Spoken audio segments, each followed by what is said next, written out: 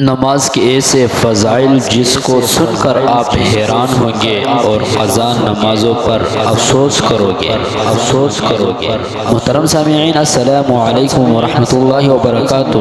امید ہے آپ حضرات خیر و عافیت سے ہوں گے۔ جیسا کہ آپ حضرات ٹائٹل کو دیکھ رہے ہو، نماز کے فضائل۔ حضرت جابر بن عبداللہ رضی اللہ تعالیٰ عنہ سے روایت ہے کہ رسول خدا صلی اللہ علیہ وآلہ وسلم نے ارشاد فرمایا، جنت کی کنجی نماز ہے اور نماز کی کنجی وضو ہے۔ تو اس لیے ہمیں چاہیے کہ ہم نماز کو باجماعت اور وقت پر پڑھیں، کیونکہ جنت کی کنجی نماز ہے۔ جب ہمارے ساتھ کنجی نہیں ہوگی تو تالا کیسے کھولے گا؟ تو اس وجہ سے آج ہی سے عزم کرو کہ ہم نماز کو قضا نہیں کریں گے۔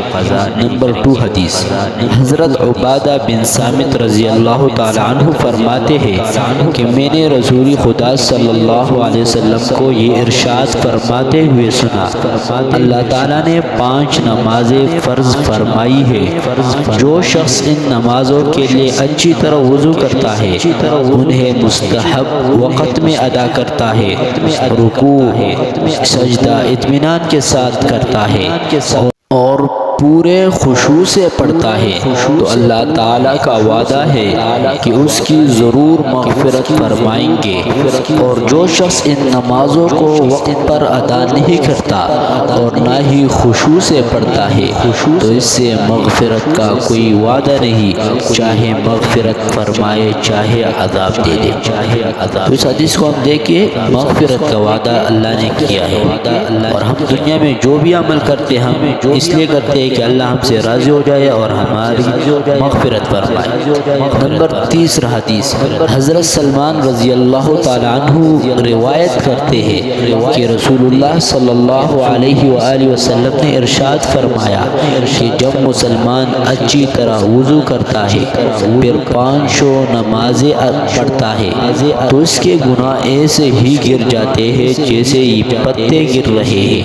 پھر آپ صلی اللہ علیہ وسلم نے قرآن کریم کی یہ آیت وَأَقِمِ الصَّلَاةَ طَرَفَيِ النَّهَارِ وَزُلَفًا مِّنَ اللَّيْلِ إِنَّ الْحَسَنَاتِ يُذْهِبْنَ السَّيِّئَاتِ ذَلِكَ ذِكْرَىٰ لِلذَّاكِرِينَ۔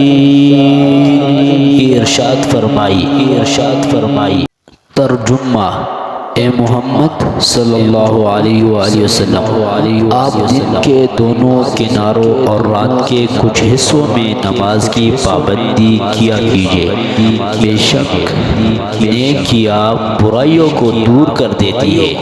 یہ باتیں مکمل نصیحت ہے ان لوگوں کے لیے جو نصیحت قبول کرنے والے ہیں۔